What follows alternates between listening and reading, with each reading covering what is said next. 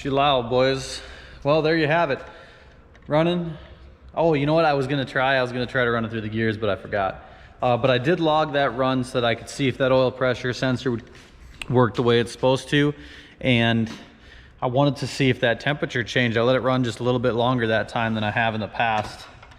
1 or 2 times that I fired it. I've only fired it twice before you guys saw, so we're gonna check out the old SD card and see what's what.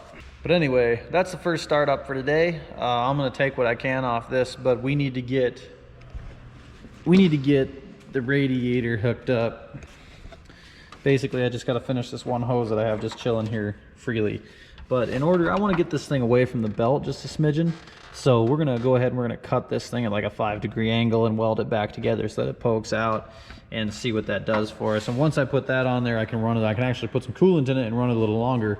The good news is I haven't seen one leak out of this thing since it fired up. We had an issue with some fittings being loose over there and under the truck, or under the car, but handled now. It looks like there might be a little puddle, like a very tiny little thing, and I don't know if that's from the startup here just a second ago, but I didn't see a drip. I'll get underneath there and inspect and see what's what. But for now, I can't do much more until I get that coolant hose hooked up so that we can run it longer. We can get it up to 160 degrees, let the learning table start taking over and running it from there.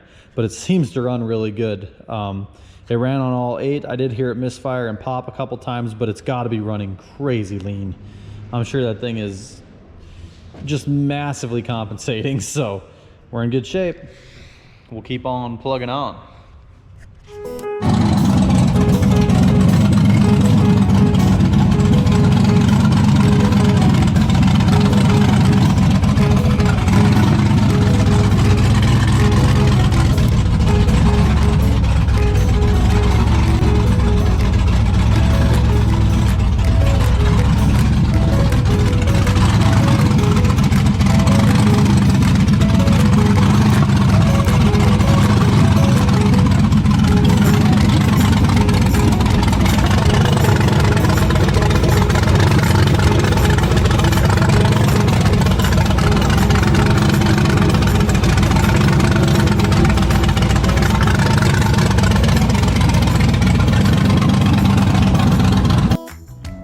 Well guys, it looks like we're still leaking from our oil filter top. I don't know why this thing was totally freaking tight.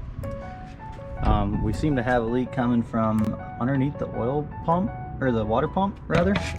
For whatever reason, I noticed it's not from any of these lines up here. It's from underneath the water pump, and I'm not really sure what's going on there. That's something we might have to pull apart and figure out. And then I got a fitting right here. This little vent line fitting that is leaking also in the rear.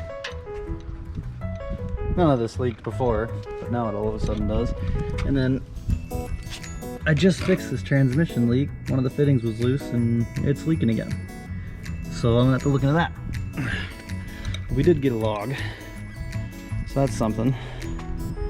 Unfortunately, I forgot my charger for my computer and it died, so that's worthless. It's really been a tough go as far as getting the information that I want. I did get the car up to temperature. It was running and it supposedly was learning. I was looking at the log for a few seconds before the computer died, and it looked like it was showing like 40% learn. And it says negative 40%, which makes me think it was pulling fuel, which is odd considering I have E85 in there. You think it'd be adding 40 or 30, but it seems to be pulling it. So I'm gonna do a little more research, see what I can figure out, and just keep working on this.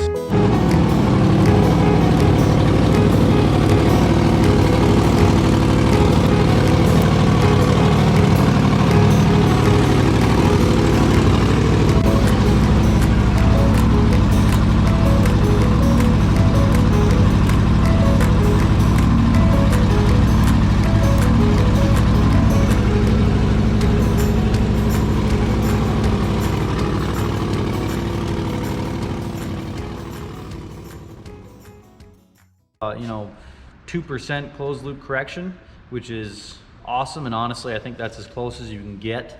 It's always gonna be adding or subtracting something. So I think that's about as close as we can get anyway. So that's right on. I know tonight I wanna do some driving around and testing of the car so that I can fill and populate that learn table so that I can transfer a lot of that stuff right over to the map. That's all I did for the tuning. It ended up working out way better to do it that way. I tried just transferring the information to the entire table. I let it idle, and it said, you know, in the learn table, it said minus 36%, 34%, 32%, 29%, stuff like that. So I just went over to the base table and I tried to go into those cells and I tried to highlight the whole table and just add or subtract 34% out of the whole thing, because I figured, well, if it's off there, it's probably gonna be off everywhere. And then the thing just wouldn't even start. It was so lean. So I don't understand. I thought, okay, well, maybe the minus symbol means that it's backwards, right? Like it wants you to add, I don't know, add 34%. So then I added 60 whatever percent to get back up to where I was, and then add 34% on top of it.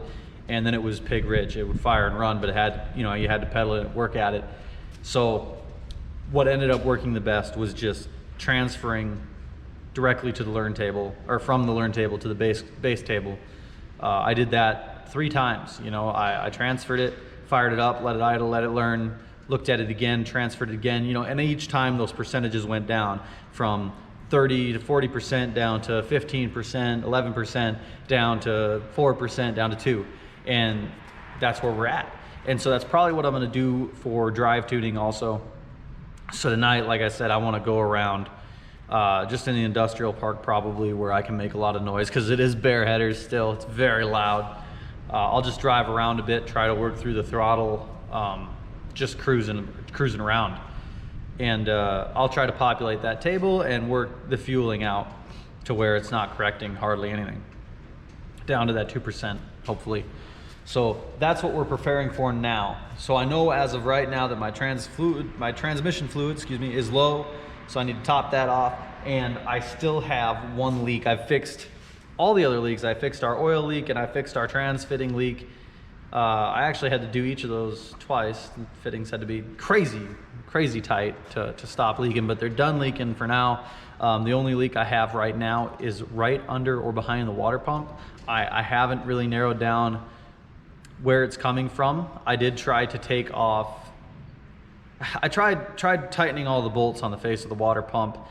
It didn't do anything. I tried pulling the snout out that goes to the water hose and, you know, pasting up the threads and putting them back in. That didn't help. So I think at this point I'm gonna actually have to take the face of the water pump off, check and make sure the bolts on the back side of it, because that one's kind of a sandwich thing. It has 2 adapters, and then the face, if you watch the build video, you'll see that. I'm gonna make sure all those bolts are tight and the O-rings aren't jacked up or anything like that. I'll put it all back together and see if that solves our issue.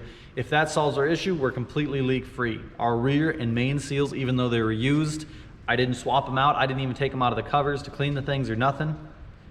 They're sealed up tight. We don't have any problems. So that's awesome. Right now, our oil's in good shape. I've just been putting regular water straight out of the tap in this thing for now because it's leaking. I want to make sure that all the leaks were gone before I actually put distilled water in it. Distilled water is, you know, it's cheap, but it ain't free. So this water's free enough. And I just throwing that through there for now. Once it's all sealed up, we'll actually go ahead and put distilled water in there, maybe even some wetter water, I don't know. Probably just the water. The temps have stayed really good on this car. As soon as I kick on that water pump or those fans, it just stops. It does really well. So we did take it out for a quick drive. I wanted to run up to the road. There's a guy up there that said he can certify the cage for me. So I wanted to talk to him. He just so happened to not be there, but I did get to drive the thing around a little bit, and it was shifting through the gears all right. I never went above 2,000 RPM. So there's that, but it seemed to be doing really well. So we're gonna prepare, we're gonna get that pump off, try to seal that thing up. I'm gonna top it off on trans fluid, and then hopefully tonight we'll go around, drive it around a bit.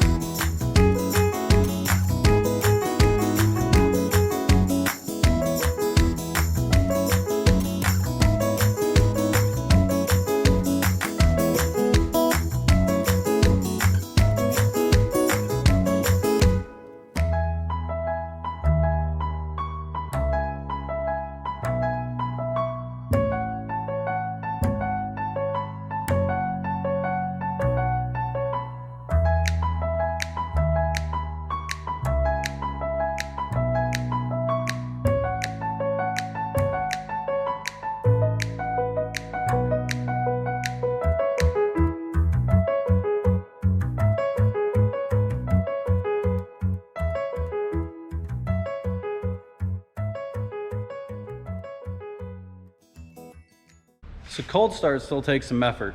It doesn't want to start all by itself. You got to pedal it, and it takes a little while, but it does fire, and it does do its thing. So what I'm going to do is I'm going to work through the whole fuel table, and then once that's all dialed in, I'll go in and start messing with, I don't know, probably IAC position or something to get this thing to pop off a little bit easier. It is on ethanol, so it will take a little longer to start, but it shouldn't take that long. That's a long fire up. So we'll work on it. I didn't look to see, I'm not gonna leave it running. I got things to do, places to go. I'll have to come back to this tonight, but I did look to see if it was dripping. It hasn't dripped yet, but then again, it never dripped when it was just the water pump running. It has to have the motor running, which is really weird, but it does. So we're all topped up on the fluids, and we'll just have to kind of see how it goes. So until a little bit later on. All right, guys, so I'm working on this cold start situation. So right off the bat, it didn't want to start all by itself. I had to pedal it. It took a really long time to start. So what I did was I come into this idle air control when parked, and we're about 80, roughly 80 to 85 degrees today, and I just turned all these values up a bit and opened that idle control up and then tapered it down nice and smooth. I know when it's warm it kicks in really good, so I didn't touch any of these values here. I just went up through here and raised everything a little bit, and we're gonna see if that helps our situation. So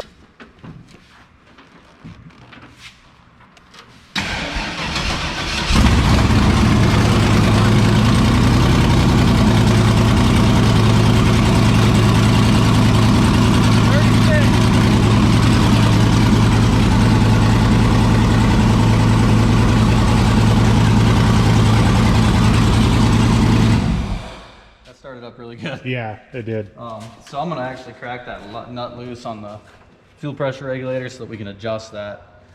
If it's 36 psi, we need to go up 12 psi. We need to get to 48. So I think we need to go down, right? I don't know. Yes, down to increase pressure. I'm just gonna go a half a turn and see what that gives me. Well, I can watch it.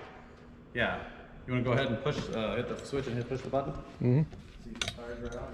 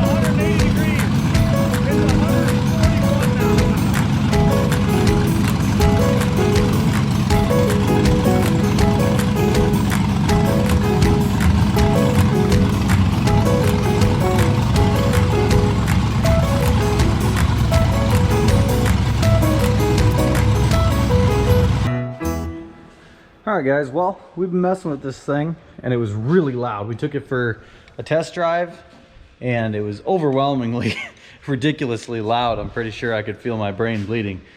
So we decided to put a little makeshift exhaust on it. So real quick, we whipped up some exhaust out of scrap metal and some scrap mufflers we just had laying around. Works out. It won't flow the best, but at least it'll let us tune our, you know, our pipe is sealed up so that we can actually get a good reading from our O2 sensor and tune this thing in. But we did that. We did take it for a test drive. We had a rocker actually pop off. One of the intake rockers popped off, and so we had a pretty rough idle. And we're gonna see if this thing idles nicely now that we fixed that and we got that O2 sensor all cleared up.